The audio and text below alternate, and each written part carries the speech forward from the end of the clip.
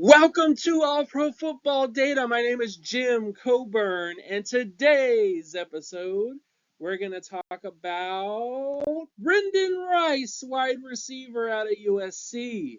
And we will be looking at his production data to kind of see what he looks like in terms of his overall projection at the next level. Rice is, of course, the son of former Hall of Fame wide receiver Jerry Rice.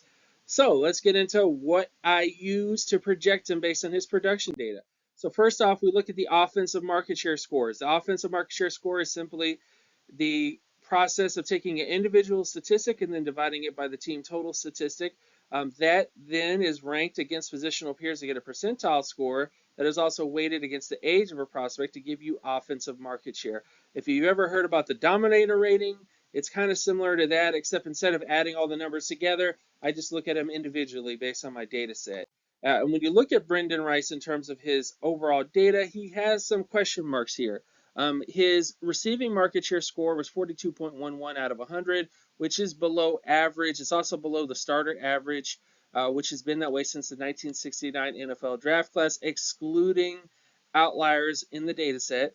His total offensive market share score, MSTY, was 50.30 out of 100, which is average. It is above the starter average, though, in terms of that particular metric. And his touchdown market share score was 72.23 out of 100, which is at least in line with the Pro Bowl threshold in that particular metric. But again, he does not hit all the Pro Bowl thresholds or the starter averages in terms of his overall production data. And this data set also uses 3,710 wide receivers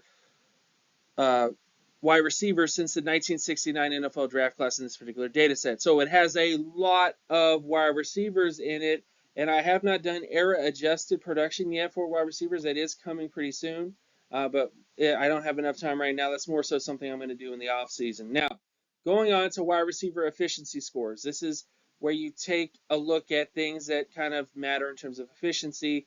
So you take the raw statistic and then you rank it against positional peers. Touchdown percentage is the number of touches divided by total touchdowns, which gives you offensive efficiency scores.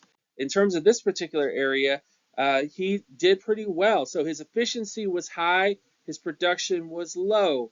That is a good thing because most wide receivers who kind of buck the system a little bit or break out typically have high efficiency and low production, or at least average production.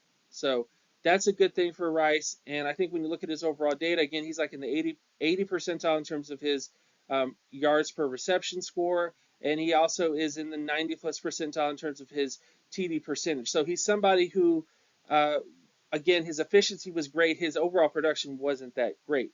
And now in today's era, which is something I'm going to be looking at, with the way that the offensive schemes are going, this might be something to take a larger look at. But until then, this is definitely a positive for Rice, is that his efficiency score was high. So it is something to look at that, hey, he wasn't very productive, but his efficiency was good. And then, of course, when you look at adjusted production scores, this takes the age of a prospect, adds in the offensive market share scores, the strength of schedule score, the strength of team score, to give you the MSA score, which is the market share, strength of schedule, strength of team, and age score. And then the pass score as all of the market share scores, including the efficiency scores, age, strength of schedule, strength of team, to give you that adjusted production scores. And these scores essentially tell you how productive was he for his level of competition, how productive was he for his age, and those other sort of factors. So it kind of tells you, it gives you context to the production. And based on that context, Brendan Rice did fairly well. He was in the 70 percentile, 70 plus percentile in terms of his age score. His MSA score was 78 percentile, and his pass score was in the 86 percentile. When you look at the data, when you look at like the Pro Bowl averages, the Pro Bowl thresholds, he's at least above the Pro Bowl thresholds in terms of that particular metric, which is a good thing. And that's kind of what you're looking at here. So despite Rice not having the best production at USC, he does have good production for his level of competition, which could help him. It doesn't change the fact that he wasn't as productive as you'd like out of a wide receiver, even out of USC, but it does give you that silver lining that, hey, he wasn't that productive at USC based on past wide receivers, but he does have the production for his level of competition that kind of helps bump him up a little bit to where he's not just a bust. He's somebody who could break out based on his overall data. And then, of course, when we look at some comparisons for him, these are some of the wide receivers that tested similar to him. Guys like DeAnthony Thomas, Darunya Wilson, Kadarius Toney, Oliver Williams, DeMarcus Lodge. Those are the kind of wide receivers who, based on his production data, he kind of tested similar to those guys based on his overall data.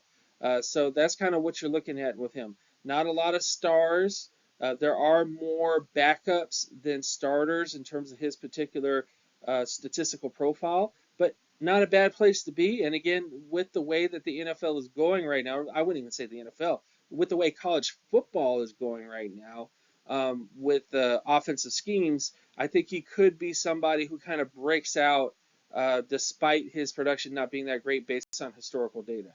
And then, of course, you can look at the outlook for him. Brendan Rice profiles as a backup to starter long term. The biggest red flag is his lack of production overall, but Rice did have decent efficiency scores. Most wide receivers with this profile become backups in the NFL, but hey, is there a chance that he could be a starter in the NFL? Absolutely. And I think that's what a lot of people kind of view him as his ultimate upside is as a starter. Is he going to be a Pro Bowl player? I don't know.